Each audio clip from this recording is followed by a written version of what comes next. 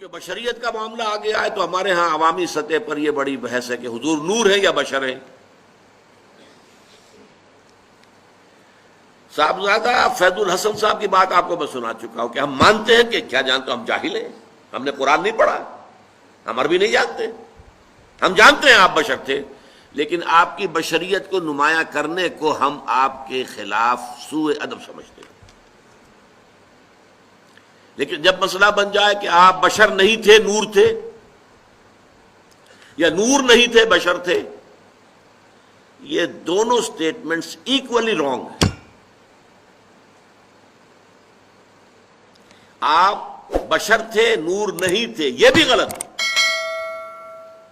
آپ نور تھے بشر نہیں تھے یہ بھی غلط. حقیقت کیا ہے؟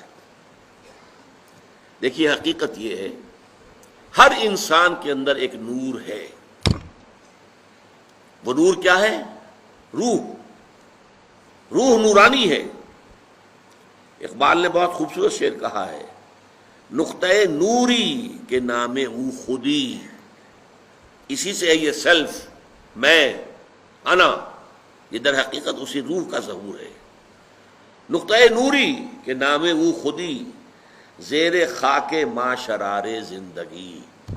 میرا وجود خاکی ہے لیکن اس میں یہ نور بھی ہے. مغربی فلاسفہ بھی کہتے ہیں دی ڈیوائن اسپارک, انسان کے اندر ایک شعلہ ملکوتی ہے, خدائی. یہ نور ہم میں سے ہر ایک میں ہے, لیکن نور نور کا فرق ہے. جیسے سورہ حدید اور سورہ تحریم دونوں میں آیا ہے, قیامت کے دن ہر مومن کو نور عطا کیا جائے گا, جس کی روشنی میں وہ پل صراط کا جو مشکل مرحلہ ہے وہ طے کر لیں گے. لیکن وہ اپنی کوانٹیٹیو اعتبار سے اس کے درجات اتنے مختلف ہوں گے. حضور نے فرمایا کسی کو تو نور ایسا ملے گا کہ مدینے سے اس کی روشنی صنعاء تک جا پہنچے گی, یمن. میں جب بھی یہ حدیث بیان کرتا ہوں میرے ذہن میں آتا ہے ابو بکر صدیق کا نور اس درجے کا ہوگا. خود حضور کا تو اس سے بھی بہت بلند ہوگا, لیکن مخلوق میں سے, امت میں سے حضرت ابو بکر کا نور اس درجے کا ہوگا. اور کسی کا نور اتنا ہوگا کہ صرف قدموں کے سامنے روشنی ہو جائے گی, جیسے ٹارچ کی روشنی ہوتی ہے.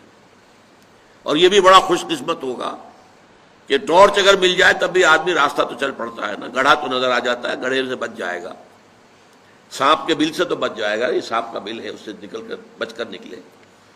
لہذا وہ بھی بہت بڑا خوش قسمت ہوگا. منافقین وہ ہوں گے جن کو سرے سے کوئی نور نہیں ملے گا. تو یہی تفاوت ہے ہمارے نور میں, جو میرے اندر نور ہے آپ کے اندر نور ہے. ہم میں سے کسی میں زیادہ ہے, کسی میں کم ہے. محمد عربی کا وہ نور روحانی آپ کے پورے وجود کے اوپر غالب ہے, مستولی ہے, چھایا ہوا ہے. اسی حقیقت کو آپ نے اس طرح بیان فرمایا کہ آپ نے ایک مرتبہ فرمایا کہ ہر انسان کے ساتھ ایک شیطان ہے. کسی نے پوچھ لیا جرت کر کے حضور آپ کے ساتھ بھی ہے؟ فرمایا ہاں ہے, لیکن میں نے اسے مسلمان کر دیا ہے تو صحیح.